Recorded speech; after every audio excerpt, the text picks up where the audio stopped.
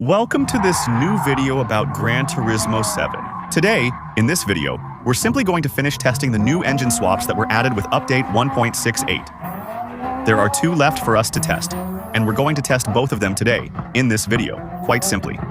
The first swap we're going to test is a new swap that was added on the Maserati Gran Turismo S from 2008. So here, this is the car fully upgraded before we put the swap in. It had 737 horsepower for 1,228 kW, and it's at 750 pp. By the way, two little pieces of information about this Maserati, by the way, in Gran Turismo 7. The first thing is that the stock engine of this car isn't compatible with either a turbo or a supercharger. It will stay naturally aspirated, but it will still put out 730 horsepower, so that's not bad. And the second thing, this car is compatible with weight reduction, level 5 in the ultimate upgrades. So, if you just want to have the lightest car possible, just go straight for this and don't waste your time and especially your money on upgrades. Don't bother with level 1, level 2, or level 3 like it is on 90% of the cars. So in the game, just buy level 5 directly. The swap available on this car is quite unique, since it's the engine from the Dodge Challenger, the Dodge Demon. It's a Hemi engine. And a small detail about this swap, it's the same automotive group. Maserati and Dodge both belong to the Stellantis group, so in the end, it's a swap that's not that strange. It's a bit weird, but it could be worse. So, indeed, we add 50 kilo, but we've gained almost 500 horsepower. It went from 750 pp to 778. So, clearly, if you want to use this car at 800 pp, it won't be optimal. But listen, wow, the sound. It's that supercharged V8. You can really hear the supercharger in Gran Turismo 7. This car is incredible, really. This Maserati is very, very beautiful. It's a shame that Maserati doesn't make cars with this style anymore. And especially, what a shame they don't make V8 cars anymore. And yeah, you can still do burnouts all the way up to 4th gear, right? That's the issue with ultra-torquey engines. Naturally aspirated engines that deliver power later in the revs are better, rather than having something like this with a supercharger, where you get all the torque down low. Most of the time, that makes cars that are generally harder to handle overall. But then again, you have to see, it's not like it's going to be horrible because of that. Even if it's a bit heavier than before, it seems to brake pretty well. And it's a car that already had quite a bit of aero, on which you can install a wide body kit, and you can also add a lot of aero parts to it. And that gives you a car that's not too difficult to handle. Actually, the hardest thing to manage with this car is really the torque, but it's still pretty manageable. Honestly, I was expecting worse than this, considering it's a car that's almost 20 years old and considering it's a swap. You see, if you accelerate too hard in a turn, even if you're going over 200, it'll still break loose. The problem with the Hemi is it's built mainly for straight line driving. So, well, just like that, at first glance, unless it's particularly extraordinary, with the best settings, that's exactly the advantage of ultra-torquey engines like this one, like the Hemi in the Challenger. It's that in a straight line, it's unstoppable, it just keeps pulling. And whether you're in 6th gear or 3rd, it pulls about the same. We'll see. But I think we hit about 330 kilometers per hour around there. And still, we didn't even use the nitro. Oh wow, haha, it's really powerful though. Oh wow, almost 300 here, that's stronger than an F1, it's gonna be a bit tougher. Well, after that, in the corners, that's another story. Alright, let's see how much we can get. Oh, this is a monster. Honestly, this might be one of the best cars you can put this swap in. And we're hitting 330, right? And we still have some room. Honestly, I braked early. We'll test ourselves on the straight to see if we can reach high top speed. This engine is generally good for that. There are quite a few cars you can swap with this engine, and you can reach up to 450 km/h with them. But in my opinion, that'll be the case here too, considering how strong it runs. I think there's a good chance we'll reach a very high top speed. That would really save this swap, since honestly without it, the swap isn't very interesting. So, what do we get? A car that goes fast, but actually isn't usable.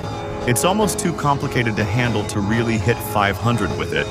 And actually, 470. I think that by optimizing well with the nitro and with the SPI, hitting 500 should be doable on the downhill. But even if we manage to hit 500, that won't make this car the fastest in the game. You see what I mean? If we take the Corvette ahead, we can hit 600. So, yeah, that's it. It's unfortunate to say, but in Gran Turismo, 7 hitting 480 km/h has almost become common. The second and last swap we had left to test in this 1.68 update will be available on the Nissan Fugu Z Greddy. Something to know, this car isn't available in the shop at the Nissan dealership. It's available directly at Greddy. And it's an American car, so I'll show you that. To get it, you have to go here, to the American dealerships. And here it is. And it's the only car that the brand sells. And I think it's not cheap. I think it's 300,000, something like that. It's 300,000. So this car, for now, I've upgraded it. Without a swap, it gets 710 pp. 650 horsepower and 1,100 kd. It's a car that's not especially upgradable. You can upgrade about 23 little things on it, but nothing in terms of weight. But the car is already light, so it's not a big deal. And the new swap that was added to it is this one. It's the LS7 Rampage engine. It's an engine that's very powerful in the game, but I wonder if we're not going to have the same problem as with the Maserati, meaning we're going to have something inhuman in terms of power-to-weight ratio. But that's going to be very complicated to handle because, well, once again, probably too much torque for the rear wheels. That's it. We're going to reach 1,111 horsepower, so we're adding another 500 horsepower. On the other hand, 1,120 Nms of torque, that's huge. Supercharged V8 engine, 7 liters. Honestly, only gaining 20 kg isn't much. And let's go. We're going to test this, and then we'll try it ourselves afterward, also in a straight line. Because, given the car's aerodynamic profile, there's a good chance it's actually a pretty strong car for straight-line performance. The interior is really incredible, this car is beautiful, and this engine is very, very cool too. Surprisingly, it's an engine that revs really high. There aren't many American V8s that do that. I think this one goes up to 10,000 RPM. This one is actually pretty satisfying for that, and it seems to me. Ho ho ho. I think the images speak for themselves. Wow, this is going to be something. And yet, right now, there's nothing more I can do. What? We have the soft tires, we have a huge wing. Maybe with some suspension adjustments and anti-roll bar settings, we could maybe fix it a little bit. But honestly, I still have some doubts. Plus, when we accelerate, it lifts up at the back, which suggests it's not really a tire compound problem, but a rear grip problem. The rear wheels stay firmly on the ground, there's no problem. And the car is going to be pretty tricky to handle. Actually, it's totally different from the EMI engine we tested before, but we're going to run into some of the same problems later. The advantage of this one is that it revs really high. And potentially, if you manage to always stay in that high rev zone, that's where you really get the power, and a bit less torque. Potentially, it will still be quite pleasant to drive and pretty playable, but in my opinion, it still remains. These are swaps to show off.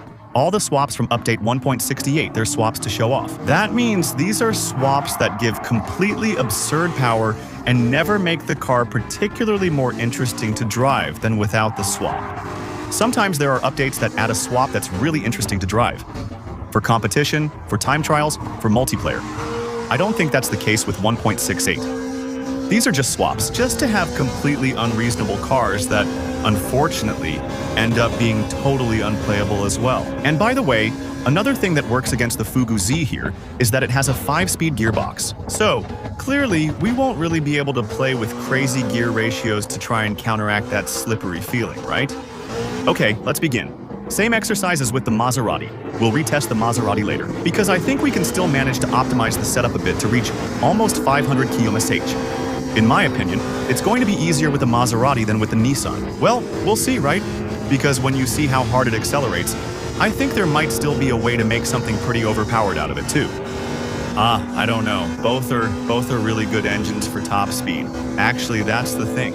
In any case, we're going to test all the swaps of the 1.68. I hope you enjoyed this little video about, well, the swaps from this update. If that's the case, as usual, don't hesitate to show your support by leaving a like, subscribing for the next videos, and of course, don't hesitate to come follow me on Twitch. If all goes well, we'll do a live stream next week to explore the Solar Crown update, Season 6. So, don't hesitate to come follow me. I sometimes play GRAN TURISMO. I also play Forza Live from time to time, so don't hesitate to follow and subscribe. Also, under this video, I'll put my instant gaming link, which lets you buy your games for cheaper. Please support my channel. See you tomorrow for the next video. Bye!